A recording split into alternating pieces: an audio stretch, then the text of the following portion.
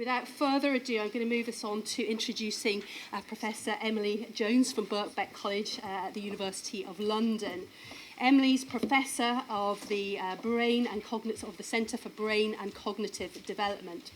Her research centres on understanding the cognitive and neural mechanisms that drive variability in developmental trajectories. She runs a number of prospective longitudinal studies of typical and atypical neurodevelopmental disorders in infants and directs electrophysiological and eye tracking acquisition across several large-scale European and global health studies. Thank you. Over to you, Emily. Great. Can you hear me okay if I talk like this? So I'm going to do my best today. I'm in the middle of trying to shut down all of our studies right now, at least our data collection, for an unforeseeable period. But I'll do my best to stay coherent. So what I'm going to talk about today is some of our work looking for what we call stratification biomarkers in psychiatry, but particularly in the context of autism, which is the condition that we work most with. And of course, we just heard a lot about autism and other neurodevelopmental disorders, so I'll try not to repeat what we've just heard about. But we work more on how we can start to look at phenotypes in the brain that might help us better develop new interventions or supports or treatments for people who have autism, who have particular needs that they want treatment for. And so broadly what I'm going to talk a little bit about is why, from our perspective, we think that it would be useful to have some more brain-based biomarkers in psychiatry. Obviously, it's something that's talked about a lot. It's been talked about for a long time. But I'll talk about, I guess, how we're approaching it, and particularly how we're approaching it in autism, because it's relatively new that we're starting to maybe make some progress in autism in this area. And then I'll talk a bit about our Aims to Trials program, which is our European program, where we're looking at trying to derive brain-based biomarkers, but also to develop new medications, particularly for people with autism who want help with either core or associated symptoms. And of course, at the moment, there are no medications available that are licensed for that purpose specifically. And I'll talk about one of the examples of one of the possible brain-based biomarkers that's coming from that. It's more of a case study than that I think necessarily it's going to be the answer, as you'll see. But it's one way to start to try to look at neural markers of social interaction or social competence in the brain that might help us to measure or predict people's social trajectories, the kinds of social behaviours that are important in social interaction and adaptive functioning, so everyday functioning, and how we might be able to use that to design better clinical trials. And that's really our sort of first engagement with the European Medicines Agency and FDA on trying to get biomarkers approved for conditions like autism, and hopefully will pave the way then for lots of other potential. So I'll talk a bit about where we are with the regulators and what would have been our next steps. Will be eventually. Okay, so as you're all very familiar with, it's true in autism too that most of our current approaches in psychiatry, right, are symptom-based, often subjective report, and that's clearly really important because that's what patients experience and what they have problems with and what we ultimately want to change. And it maps, maybe onto talking therapies and those kinds of treatments in that we're probably tackling symptoms or challenges at the level where we're also measuring them, but it doesn't map well onto our medications.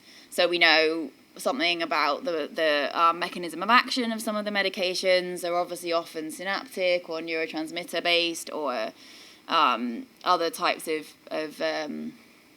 neuromodulation. And so we can map what they do at the synapse to an extent. We can map their molecular basis, but that's a long way from the symptoms that we're measuring.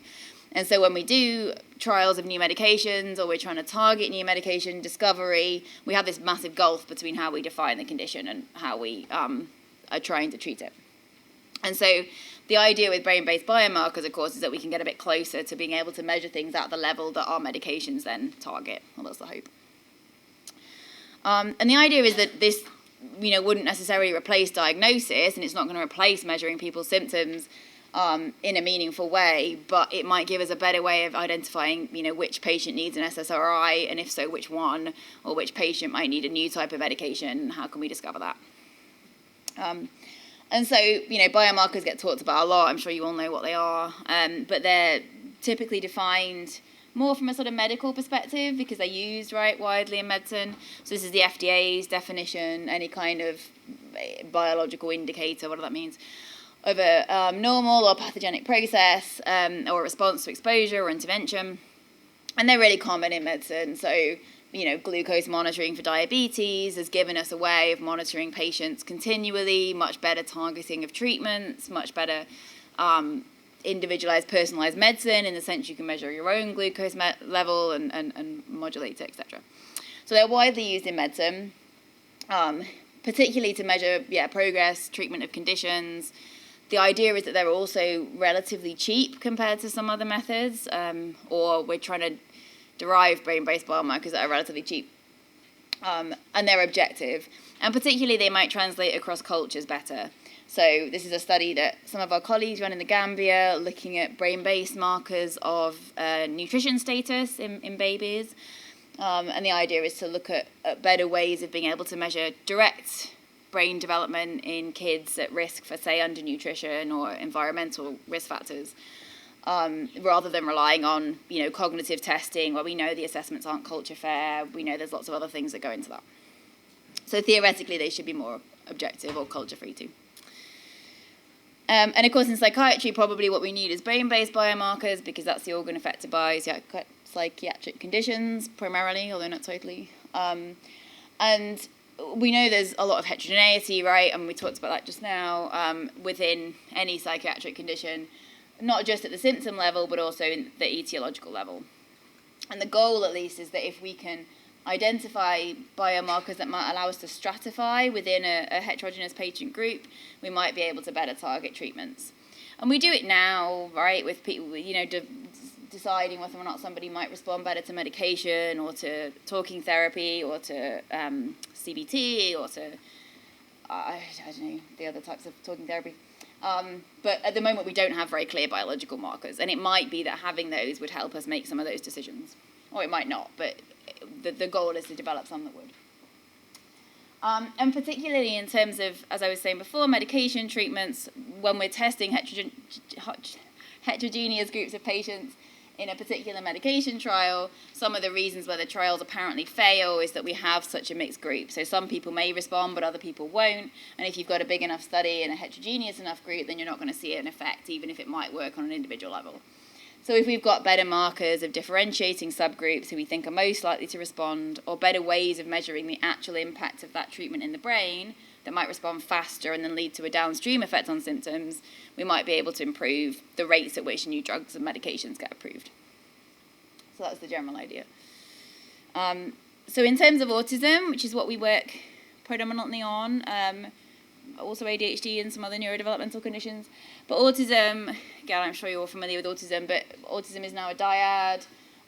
So individuals have a set of difficulties with either social communication and then this other domain of having restricted interests, repetitive behaviours, and then sensory symptoms. And the sensory symptoms are relatively recently recognised, at least in terms of diagnostic frameworks. But they're recognised now to be fairly prevalent within ASD. So on the social side, people might have difficulty making friends, or they might have unusual profiles, patterns of talking, maybe unusual words, maybe poor eye contact, difficulty understanding emotions. But we know within autism, like most other psychiatric conditions, this is massively heterogeneous. There's a huge spectrum. Some individuals will do fine, and some individuals will struggle to live independently, to have a relationship, to have a job. So there's a huge range of needs, support needs, functioning needs, and there's a huge etiological range as well. So there'll be a set of thousands of genes that contribute to autism, probably hundreds of environmental risk factors that shift the genetic landscape a little bit. And it might be that if we can restrict some of that variation, then we can develop better treatments for those who need it. And of course, in autism, as we were talking just now, we think about it from a neurodiversity perspective. So there'll be many individuals with autism who don't need treatment, who don't want treatment, and that's fine. But there are other individuals who need significant help with their language skills or their independent living skills or being able to interact with other people, to join the workplace. And we need to have treatment or support options there for those people when they want them. And that's another important factor about thinking about stratification in autism, is that because it is not a homogeneous category, it is not the case that everybody is going to want support. We need to find better ways of predicting who might need it, so that we're not giving support or treatment to people who don't. And then on the restricted interest side, the sensory symptoms, it might be hyposensitivity, so being less sensitive to stimuli in the environment, or hypersensitivity, so finding lights or noises difficult, or tactile responses.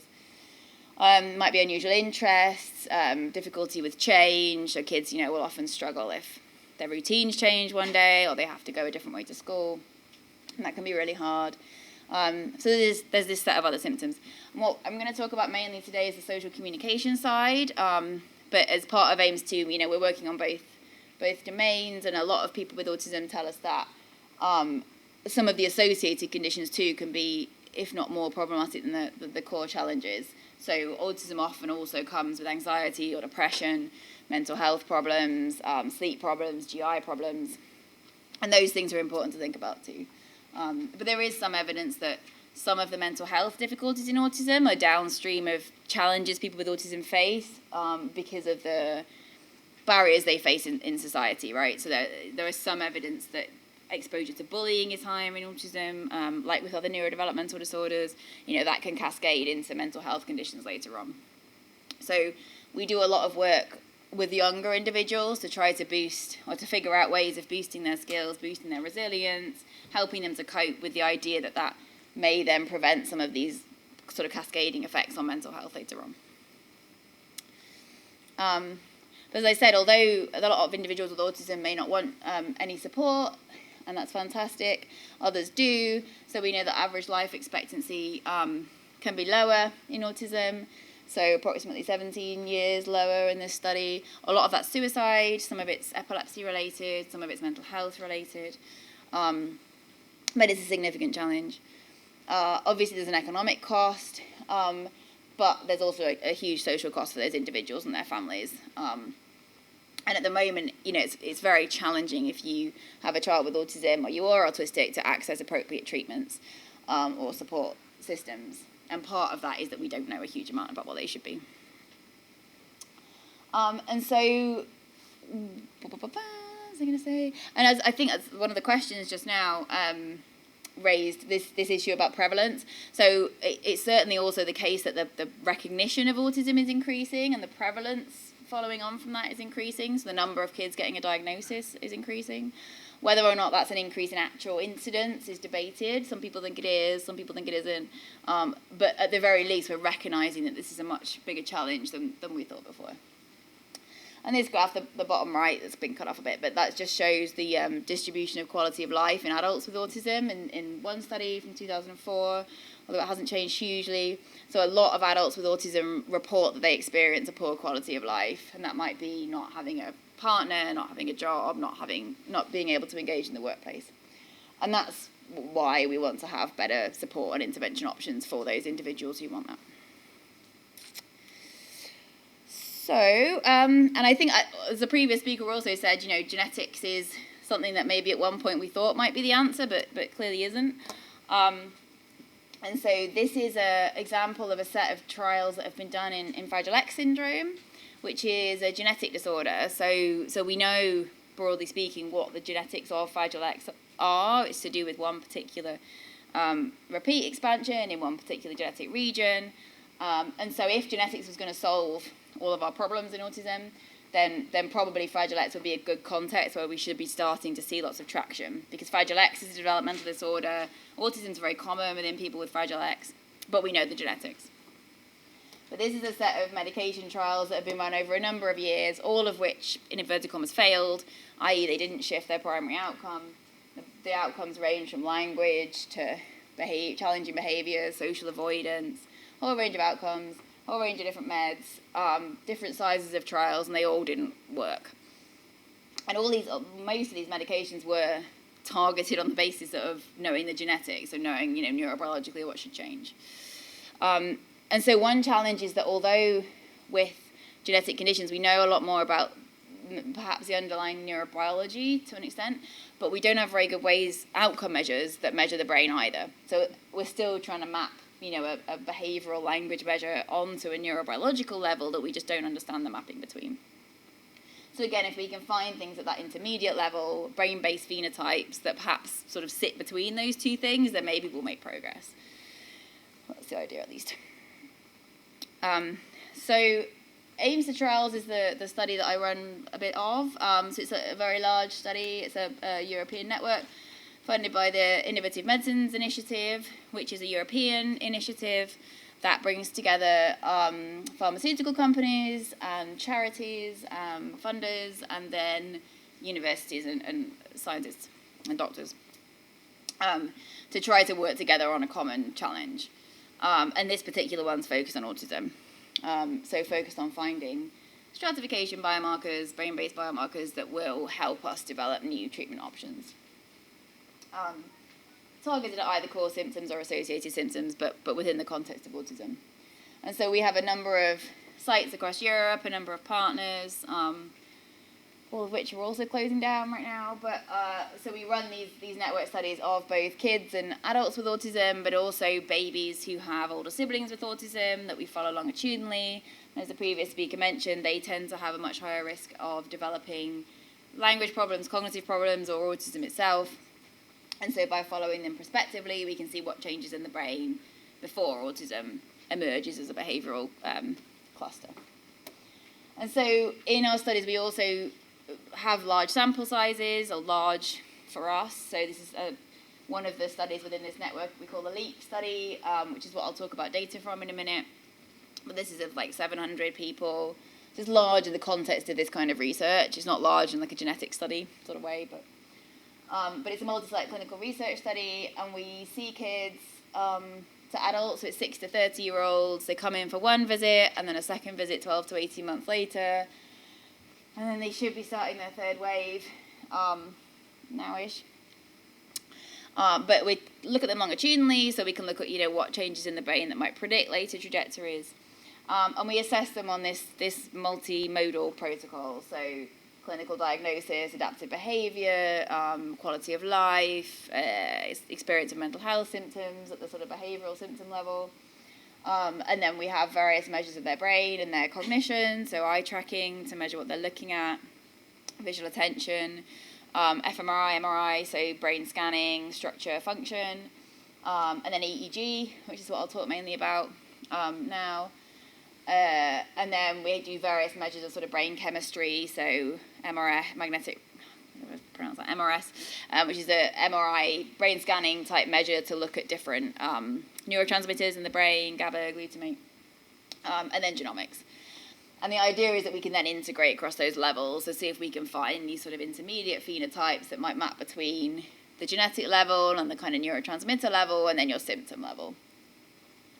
And the overall goal is this precision medicine approach. So how can we better develop treatments, and how can we better offer them to people who might benefit for them and not reduce their strength or not take away some of the abilities that are part of their personality. And we work very closely within AIMS too with the community. So we have what's called an AREP board, which are autistic people who advise us, who we're trying to work as closely with as possible, because of course what we really don't want to do is develop anything that the community doesn't want, or that isn't going to be useful for a section of the community. So their feedback is really important, and we had a really useful webinar very recently on some of these data that I'm going to talk about today with our autistic representatives, and so we're really trying to learn from what they can tell us about the kinds of things that we should be looking at.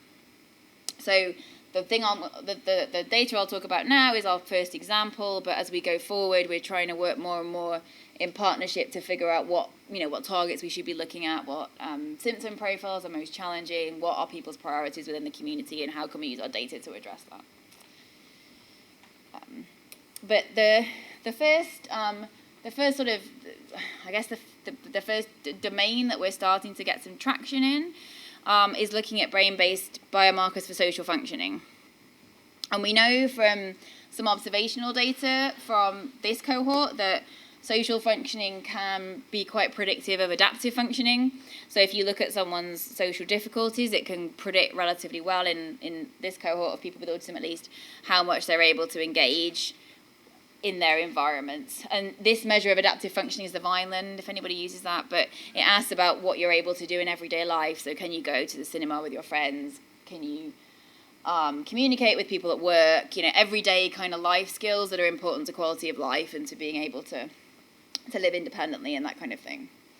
And so we know that often people with autism's social functioning might challenge their everyday skills, and so it might be useful to have ways of measuring that in the brain where we could be able to tell, whether somebody's on a trajectory where they'll be fine socially, so they might be unusual, but they're going to be fine, or whether their social skills are going to compromise their quality of life down the line.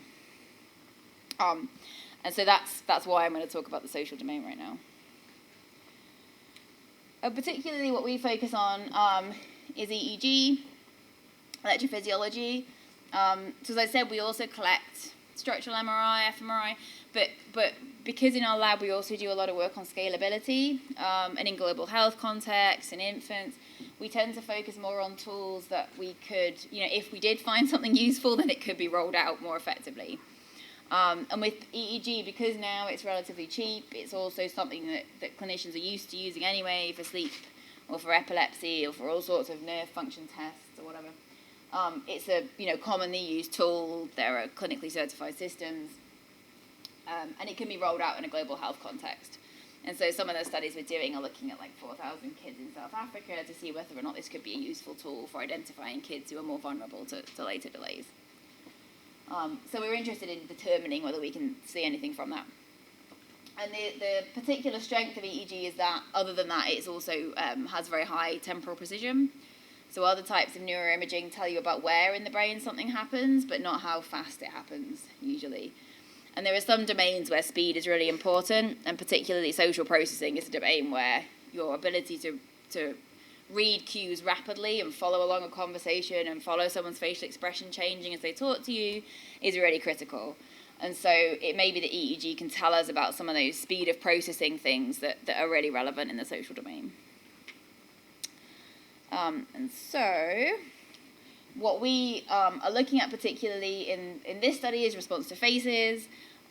Faces are obviously important in social interaction, and particularly reading cues from the face is very important in terms of understanding what's going on. And we know that kids develop face expertise over time. So very young babies will orient to faces, but they don't know very much about them. They don't know very much about emotional expressions or what gaze direction means. And then over time, they develop expertise in this domain. And that expertise comes through interacting. So it comes through the child's own seeking out of social experiences. Through that, they learn what different social cues mean, and their brain becomes specialized for social functioning. And so we think that if it's a process we can measure, is something that maybe will give us even an indirect indicator of whether someone's brain is specializing in that typical way, or whether their brain is not specializing for social interaction to the same degree. And maybe that will help us dissociate people who are going to need support for their social skills and people who aren't down the line. And so we look at something called the M170, which is this brain marker of face processing.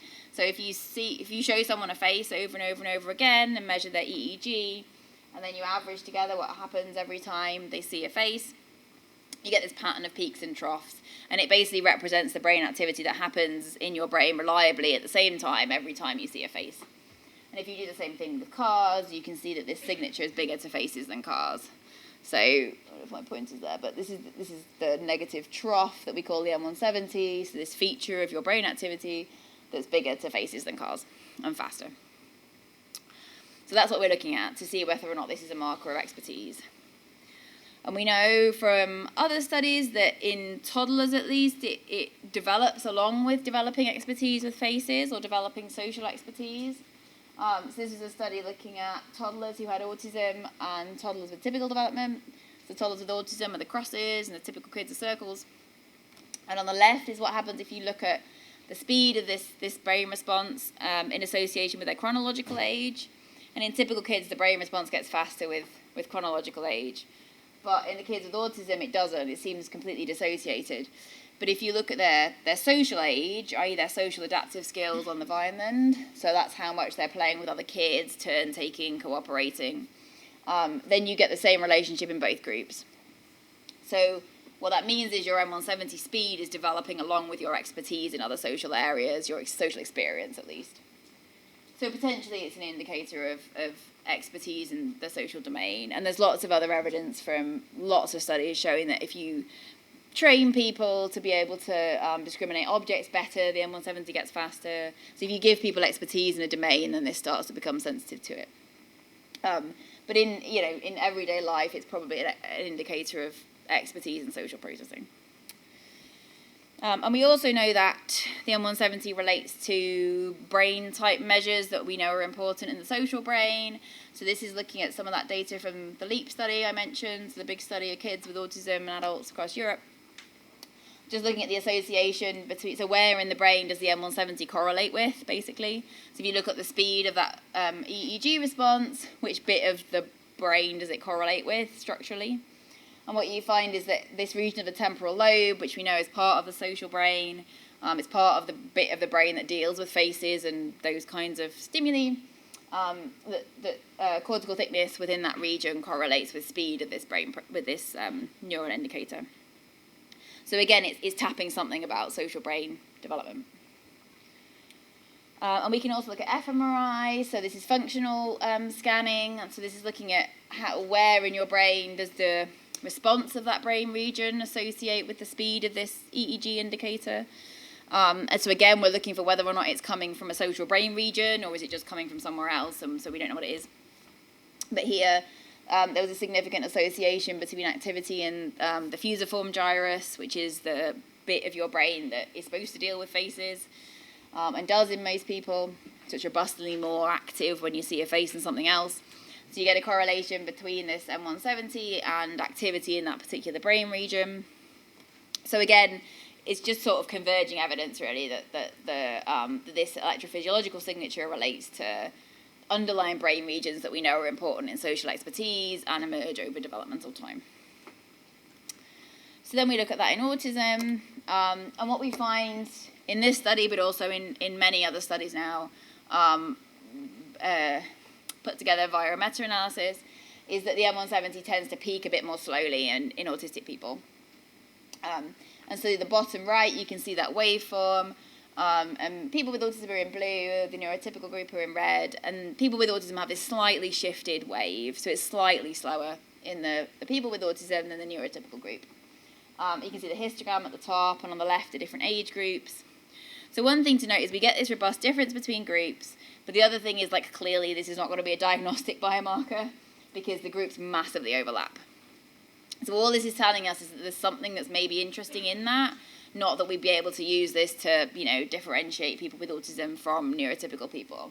Because A, we don't really need to do that because we know that's not very useful for treatment, probably.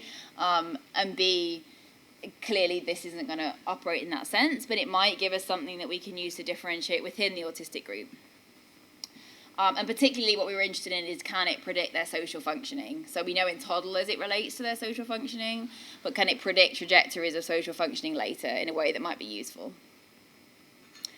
And so that's what we looked at, and indeed it does to an extent. So the speed of your M170 latency at baseline in the LEAP study predicted change in effectively social adaptive functioning over that 12 to 18 month period. So again, it's not massively strong, but there's an association between, having faster face processing at time 1 and then improving more on your social adaptive functioning over the next 12 to 18 months. But still at this point, that's beginning to tell us something, but again, it's not something you could use in the clinic, right? It's not predictive enough for you to be able to say, okay, if you're a kid with a latency of 0.3, then you're definitely going to change in your Vineland by this amount. So then what we started to look into is whether or not we can see if there are distinctive subgroups of people with autism where this signal might be more informative or might be particularly informative. Because realistically, in a clinical setting, what we kind of need to be able to do is give people put people into particular categories who might need a particular treatment or therapy or support, or who might not. Like at some point we have to be able to draw a line. And so we did this approach called clustering, which is pretty common now. But what you're doing is taking sort of multi-dimensional data and allowing your algorithms to try to find patterns of association. And so here what it's doing is taking the whole profile of brain activity from when they saw a face. So the signals across the back of their brain, every single time point, so that whole wave of kind of going up and down, it's taking that and then it's trying to find groups of people within that kind of hang together, that look similar to each other. And what we found when we did that was we get these two clusters. So one cluster is most people, but then there's a smaller cluster where they have this particularly distinctive pattern of brain activity. And if you look at that pattern of brain activity, that's cluster 1. So cluster 1 are people who then have a particularly slow M170. So that's not surprising. We cluster all their brain activity looks different. But that cluster is the one that has this particularly slowed response. And you can see now the histograms are starting to look a bit more different to each other. So we're starting to get towards something that's maybe useful for actually separating. And then when we look at that group, particularly cluster 1, who had this slower M170, they were the ones over here whose Vineland scores, so their adaptive social functioning, dropped or didn't catch up as much as it would normally do over the year follow-up period, whereas the other group improved in their social adaptive skills over a year's time. And then within that group, so within the cluster that showed this slow brain profile, there was also quite a strong association within that cluster between their brain response and their behavioural change. So now the proportion of variance explained by the brain response is up to about 30%, which is still not great, but it's getting towards the point where it might be useful, or it might help you add some value to being able to look at their baseline scores. So the idea is this maybe helps us move towards being able to say who's likely to improve anyway on their social functioning and who isn't. And that is the kind of thing that might start to be useful in clinical trials. And so what you can show is that if you select a cutoff now for this M170, you can then look at, well, if we pick a cutoff, what would that tell us about our trial? And to do that, we use what's called normative modeling, which is it's basically just like getting norms for your head circumference or norms for your weight. Because every kid at different ages are going to have an M170 that's slightly slower or slightly faster, you need to do like an age kind of standardized measure if you're going to select a cutoff. So just like if you're assessing a baby's weight and they're a different age, obviously they're going to be heavier or lighter, so you have to compute their z-score, right? So this is effectively a way of doing this for brain signals. So you take the whole cohort of kids and typical kids, and you look at the mean and the standard deviation, and you create norms, and then you look at where each kid with autism is on that norm chart, basically. And then you can create a cutoff based on their z-score, so how many standard deviations are they away from where the typical mean is. And so we did that, and you can obviously put your cutoff in different places, but this is just an illustration of having a cutoff of 0.5, which means that you're like half a standard deviation slower than typical kids of your age. So not a big difference, but showing, you're on the lower end of having a slower M170. And if you do that, that's when you get this bar graph. So that's when if we split kids into those groups, and this is just within the autistic group, these are the kids who have the slower M170s over that kind of standardized cutoff. And within that group, the blue bar are the kids who don't improve on the Vineland, so their scores don't go up. And the green bar is the kids who do. And so you can see the kids in this subgroup are much more likely to not improve than improve, whereas the kids in this subgroup are more likely to improve, just about. And the idea of why that might be useful is that you can potentially plan your clinical trial. So say you've got a clinical trial focused on social adaptive behaviour, what you don't want is a massive placebo effect in your placebo group, or a massive natural improvement in your placebo group. And so the idea is by just selecting people who have this M170 over the cutoff, you're selecting people who are more likely to not improve naturally, which A, gives you a better chance of seeing that your treatment's going to work or not, but B, is probably more ethical, because what you're not doing is then giving a treatment to people whose skills are going to improve anyway and who don't necessarily need it. And that's something that, given in autism, we know that a lot of people aren't going to want treatments anyway. This ability to sort of differentiate and starting to be able to predict prognosis is going to be really important in giving people an informed decision as to what decision they want to make. And so you can show that, if you use this, you can improve the power of your trial. So the red line as well on the bottom is the, the sample size per arm. So what sample size would you need in your clinical trial? On the y-axis is the power you want to achieve. So, most of the time we want like 80% power to detect a difference. And if you do that and you don't enrich for the M170, then you need like 80 people per arm. If you do enrich, you need 50 people per arm. So again, what we're doing is reducing the number of people you need to be able to show your medication works potentially, which again is better ethically in terms of risk-benefit ratios and minimizing the number of people you have to be exposed to something. So where we're at with this right now is that the FDA and the European Met, so there's a parallel group that we work with in the US who are looking at this same signature, and they've submitted it to the FDA, we've submitted it to the EMA. And what the European Medicines Agency do is look through all of the evidence and tell us what more we need to do, basically, in order for this to become useful. So clearly there's a lot of stuff we need to do in terms of replication, increasing robustness, increasing the quality of the signal, etc.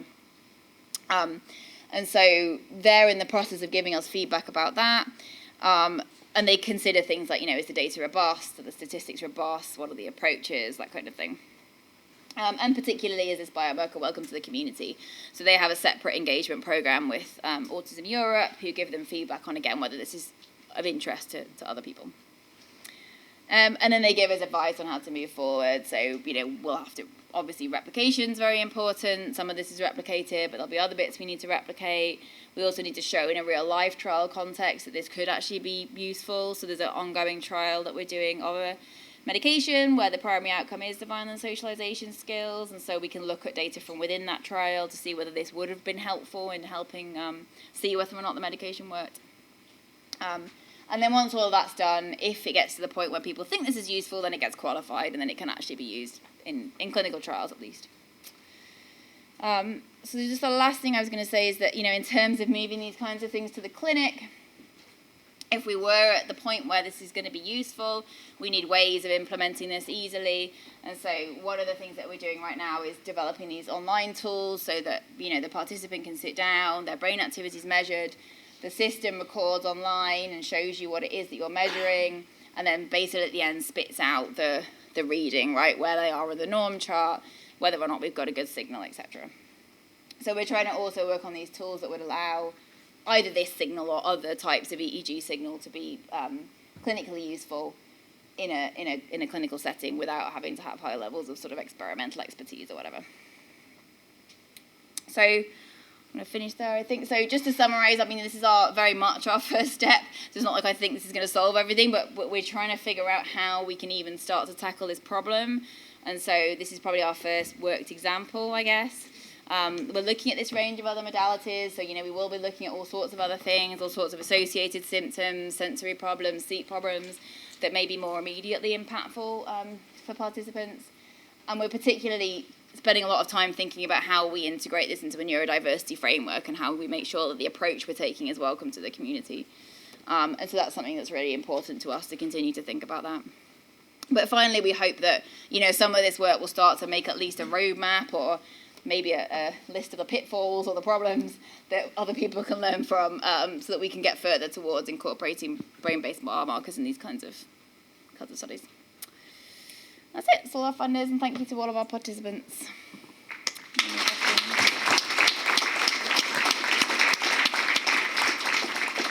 Thank you, Emily. We've got time for a couple of questions. So Chloe and Aoife, if you put your hand up. Lady on the front row. Have we got somebody? Chloe or Aoife? Yeah, fantastic. Anybody else? If you put your hand up, then Chloe will come round to you. So would you like to introduce yourself? I'm Rosemary Boucherat. I've retired from child psychiatry because of my elderly age. I have a friend with a son who is now 16, and he's got all these symptoms, and she couldn't stop him crying for the first 11 months of his life. Is that a known factor? So yeah, so we do these prospective studies, of babies who have older siblings with autism. So we measure them from newborns basically through till they get to 3, and then we can make a determination as to whether they meet criteria for autism, and then we look back at the early data. And certainly some of those studies are showing that there's an association with either increased fussiness or increased passivity. So, kids who sort of are there's an ideal baby, in inverted commas, very early on, they don't seem to react to anything. It seems to be more common in infants who go on to autism, but by no means sort of 100%. So, there'll be tons of fussy kids that just go on to be a fussy grown-up. But there does seem to be a slightly elevated rate. So it might be telling us something about, say, sensory sensitivities early on, so that kids are more reactive to, the sounds and the lights and they can't regulate. Or it might be about regulation per se, so sleep and fussiness are early things that babies have to learn to regulate, and if you're struggling with that early on, that might be a sign you'll struggle later. So yeah, potentially. Thank you. Any other questions? No? Okay, I'm going to call us to a close, and thank you ever so much for your presentation, Emily. I realise that it's hard for people to take time out at the moment. There's a huge amount of planning going on behind the scenes, so we really appreciate you being here. And I, for one, as a psychiatrist, but also a member of the public, we're very, very grateful to know that there are scientists doing cutting-edge research at the moment, and the investment that has for all of us for the future. So thank you ever so much.